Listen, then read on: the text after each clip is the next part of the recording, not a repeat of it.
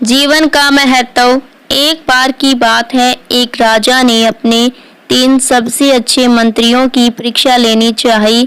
उसने अपने तीनों मंत्रियों को बुलाया और कहा कि मैं आप लोगों को 2 काम दूंगा और जो उन दोनों कामों को पूरा कर लेगा उसे कीमती इनाम दिया जाएगा। इनाम की बात सुनते ही तीनों मंत्रियों ने राजा की बात मान ली। इसके बाद राजा ने तीनों मंत्रियों को एक एक थैला दिया और कहा, आप तीनों हमारे बगीचे में जाइए और इन थैलों में अच्छे अच्छे फल भर के लाइए। जो ज़्यादा फल भर के लाएगा उसका पहला काम पूरा माना जाएगा और उसके बाद मैं आपको दूसरा काम बताऊंगा। राजा की बात मानकर तीनों मंत्री बगीचे में चले गए और फल जमा करने लगे। पहले मंत्री ने सोचा कि राजा हमारे तोड़े हुए फल तो खाएगा नहीं। उसने जल्दी जल्दी थैले में नीचे से सड़े गले फल डाल दिए और ऊपर से थोड़ा बहुत अच्छे फल भर दिए। दूसरे मंत्री ने सोचा कि राजा के लिए अच्छे फल भरने चाहिए, क्या पता राजा किसी को यह फल भेंट करे। उसने बारी बारी से अच्छे फल तोड़ने शुरू किए और थैले में जमा कर लिए, लेकिन अच्छे फल ढूंढने के चक्कर में उसका थैला पूरा नहीं भर पाया।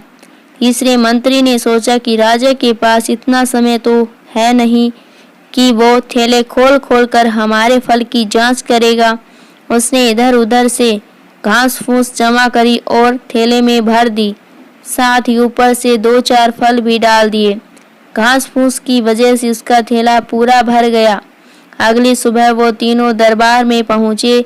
राजा ने तीनों के थैले बाहर से ही देखे, अंदर क्या है उसने पूछा भी नहीं। अब राजा ने उन्हें दूसरा काम देते हुए बोला, आप सभी को 15 दिनों के लिए दूर जेल में बंद किया जाएगा। वो 15 दिन आपको इन फलों के सहारे ही निकालने हैं और जो सही सलामत आएगा वो ये परीक्षा जीत जाएगा। तीनों को अलग अलग जेल में रखा गया। जेल के अंदर थोड़ा पीने के पानी के अलावा कुछ नहीं था। खाने के लिए उनके पास थैले में भरे उनके फल ही थे। पहला मंत्री, जिसने ऊपर से अच्छे फल भरे थे और नीचे से सड़े, वो कुछ दिन तक अच्छे फल खाते रहा और आराम से दिन निकलता गया।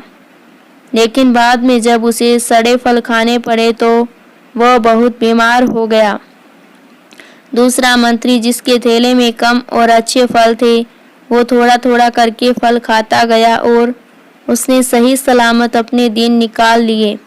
तीसरा मंत्री, जिसके पास कुछ ही फल थे और बाकी घास फूस, वो कुछ ही दिन तक जिंदा रहा और भूख की वजह से मर गया। 15 दिन बाद राजा अपने सैनिकों के साथ वापस आया। दूसरे मंत्री ने अपनी परीक्षा पास कर ली थी और उसे उचित इनाम दे दिया गया। कहानी पसंद आए तो वीडियो को लाइक करें और ममता स्टोरी चैनल को सब्सक्राइब करना ना भूलें। धन्यवाद।